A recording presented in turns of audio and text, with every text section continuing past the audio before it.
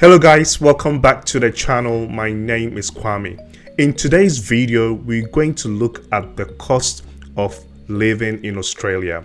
So guys, this is not like a review video or negative video.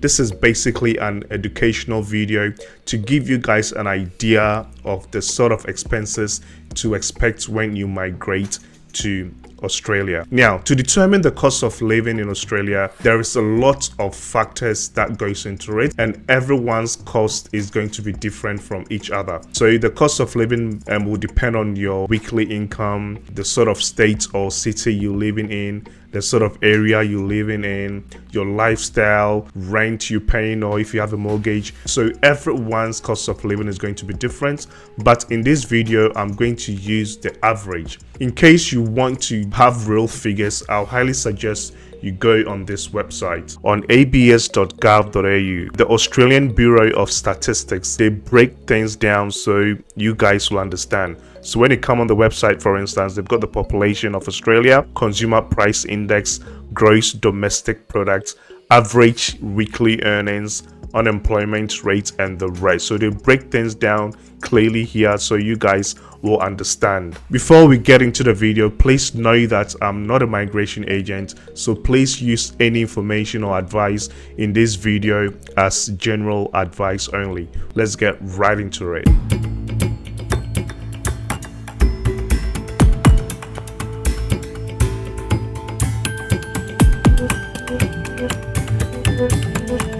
So guys, we have Jack here. Jack lives with his wife Megan and daughter Raya. So they are a family of three. They live in Melbourne, lives in a townhouse, in a 3-bedroom townhouse in one of the newest suburbs in Melbourne. Jack is the main earner in his family. He's a nursing support worker. He works 5 days a week, and every day he works 7.5 hours. Jack gets paid $35 per hour. So now let's do some calculations here. So Jack gets paid $35 every hour, and every day he works 7.5 hours. So 35 times 7.5, which means Jack makes $262.50 every day. Jack works 5 days, so this times 5, which equals $1,312.5 every week. So this is how much Jack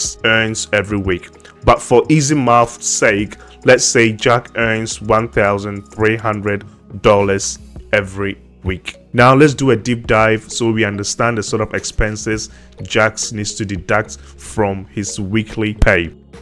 Yay, I just got paid. Now, let's look at the expenses, okay? So if you are living in Australia, now let's look at the cost of living, the sort of bills we need to pay. Okay guys, so for income tax, the company is going to take out the tax, so they've already taken out the tax. So let's assume that is 300 Australian dollars. So Jack and his family are currently living in a 3-bedroom house. So on average, let's say they are paying 400 Australian dollars. So Jack is going to pay 400 Australian dollars for rent. Now Jack needs to pay his electricity, water, and gas. So in Australia, we pay these every 3 months. We can also choose to pay it monthly. But since we are doing everything weekly, let's assume electricity, water, gas is going to cost Jack $80 per week. So we've got $50 here.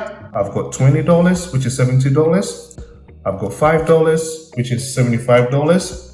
I need $5 more. So I've got $2,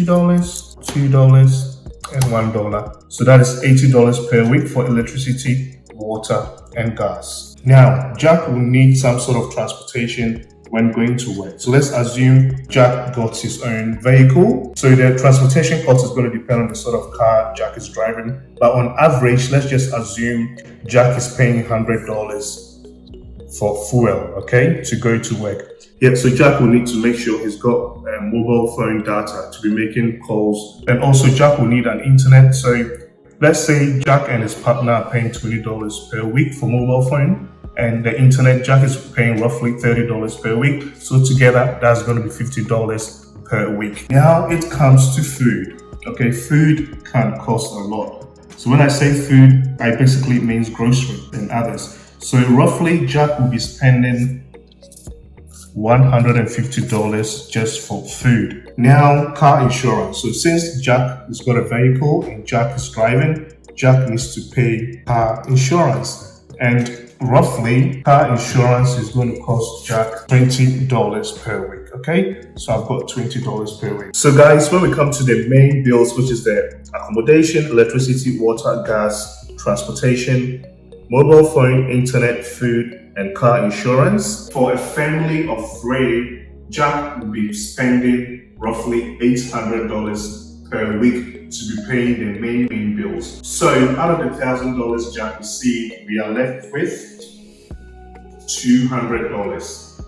But is that all the bills in Australia? No. Jack got other bills to pay, okay, but we are left with only $200 to spend on medical costs. If Jack got Medicare, then yay, but if not, then medical costs, childcare costs, educational costs, car maintenance costs. And oh, that is not all. If Jack wants to have a bit of fun, then Jack might also want to be in shape. So we've got the gym membership cost, the Netflix cost, eating out cost. Yes, they'll need to eat out sometimes during the month.